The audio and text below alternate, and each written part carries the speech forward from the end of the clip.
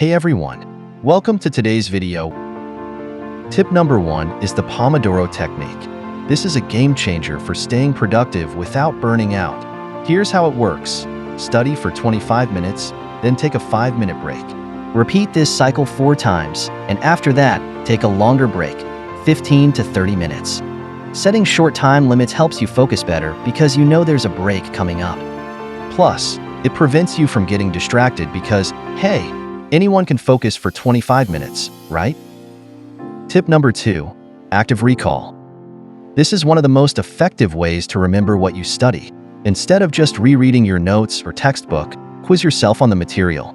Ask yourself questions and try to answer them without looking at your notes. Tip number 3, set up your study environment for success. A cluttered desk leads to a cluttered mind, so keep your space clean and minimal. Use noise-canceling headphones if you can, and try to study in a quiet spot. Don't forget to turn off notifications.